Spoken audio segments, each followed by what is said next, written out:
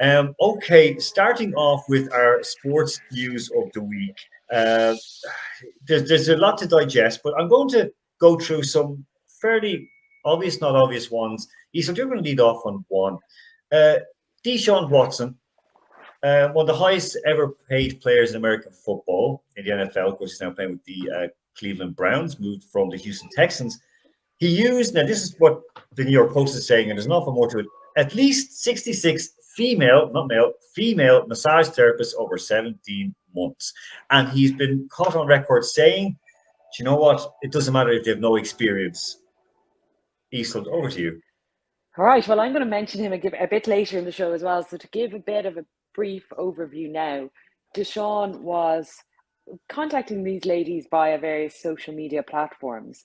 And the allegation is, as of today, 24 separate civil cases have been filed by one lawyer representing them all in relation to allegations of sexual assault in the context of these massages. Now, I don't know about you, but a professional athlete, one would hope that they would be getting professional masseurs, given they are athletes, but that wasn't apparently a requirement for poor Deshaun.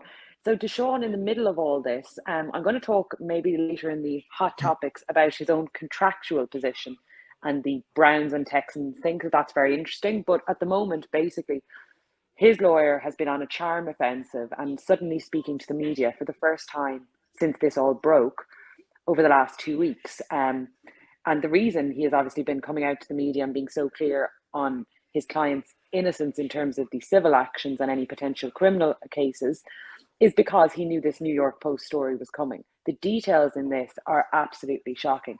So much so that at one point they're discussing the fact, the content of this report, and his lawyer says there is nothing illegal about a massage ending with a happy ending, which is not what you want your lawyer to say. Just as an FYI, if you're a lawyer and that's your line, it's not a good thing. He's basically suggesting that Deshaun managed to charm all of these women into thinking that, as opposed to the massage which this unqualified person was going to give him, it was absolutely okay to have some sort of sexual contact as part of this, which obviously is a huge issue. And the problem for Deshaun now is that the league, if these cases move forward, even as allegations, whether criminal charges are brought or not, that's not a precursor. The league has to take action. So if we look at Ezekiel Elliott, I think is probably the prime example. He got a 6-game ban at one stage, and his ban was without any criminal charges being brought. So if we look at the number of allegations here, the number of filed cases, irrespective of the New York Post comment, is already over 20. So at this point, it's going to look like the league are going to have to take a stance and come up with some form of sanction. And the difficulty here is, in the past, Roger Goodell got to give his sanction. And now, as a result of the collective bargaining agreement in 2020, basically what's happened is it's actually a federal judge who will hand down the sanction, and then it can be appealed to Roger Goodell. So irrespective, you don't need a criminal conviction for the league to sanction your behaviour. They have a very strong stance, at least outwardly now, on any players in these sort of circumstances, whether it's allegations of sexual misconduct or allegations of domestic violence. It's their policy will be, you will get a ban. And it's just going to be very interesting to see, will they look at all these claims and say, these are repeated offences, and come down really hard on Deshaun Watson? Andrew, going to ask you this. I mean, it's a strange one, of course. This is like more like that. He spent too much time watching porn movies, and he's made so much money. He's $185 million guaranteed for the next 5 years. Silence from the Cleveland Browns. The Houston Texans apparently they were allowing him to use rooms in the hotel for these sessions. Andrew, this sounds like English Premier League stuff with Jordan Lockdown, the Man City players bringing in prostitutes into their houses. And I mean, this sounds mad. It doesn't sound like they were completely ignorant of what was going on, to put it lightly. I mean, one detail that stood out for me was how he apparently said he spoke to I think it was a legal representative of the Texans who provided him with non-disclosure agreements to give to, and he started giving them to all these masseuses who he turned up at. He probably thought that's a get out of jail free card. I mean, why are they doing that? I mean, just like Esau mentioned, if you're a professional athlete at a professional sports massages are vitally important for muscle recovery. If he wants a massage, I don't think he's going to have trouble getting an actual massage he needs. And yet the Texans were in communication through some representatives, at least, knowing that he was going to massages elsewhere. They have a contracted group of masseuses, a massage group, I believe, and it wasn't with them. So I don't think they can say we didn't know what was going on, and yet that's a lot of the noise that we're hearing.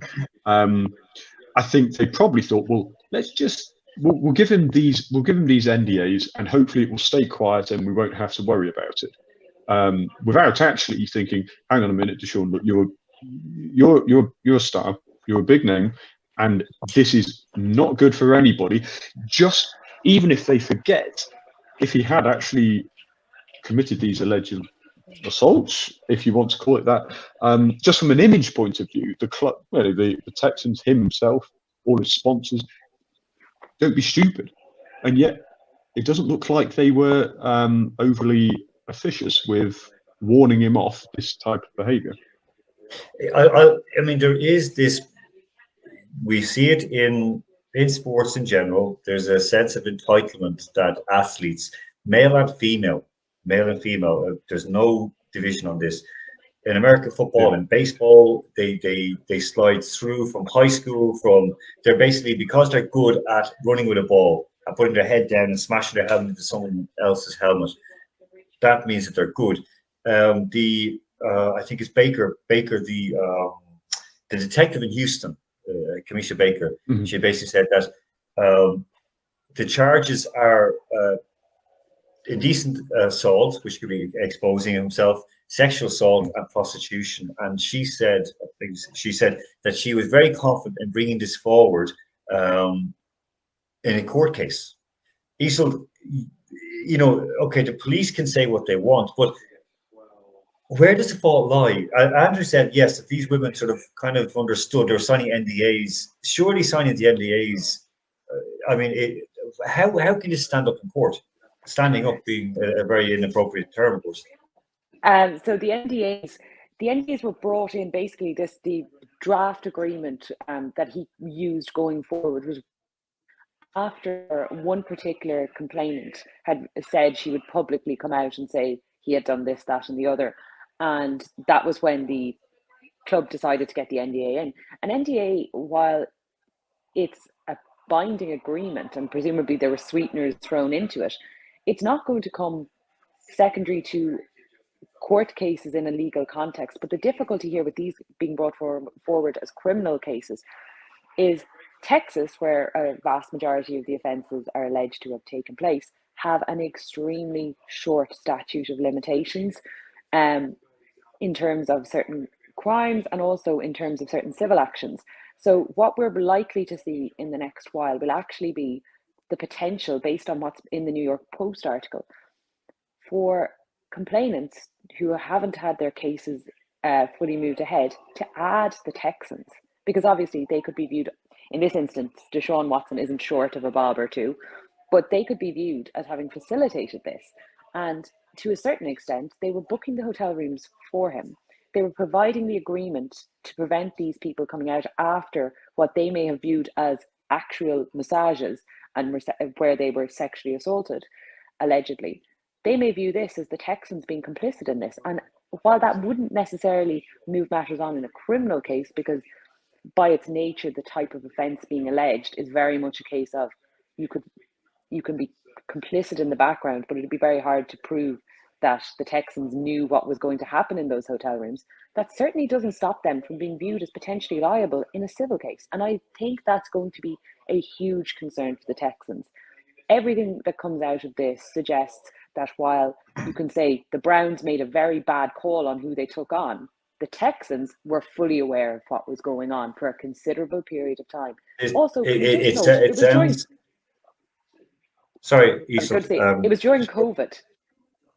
Yeah, but this whole thing, and for me, this sounds very much like how, I hate to say it, Catholic Church operated in moving bad priests around, saying, "Oh well, if they're out of there, it'll change. It'll wake them up. We'll have a word with them. We'll put them into training and understanding and so on." The same way that tennis coaches, they said to get a rap in the knuckle and say, "Oh, don't do that," and so on. This same with gymnastics coaches. They move them from one gym to another because we won't put them in with young girls or with young boys because they'd be less likely to offend young boys. Whereas it just doesn't work out.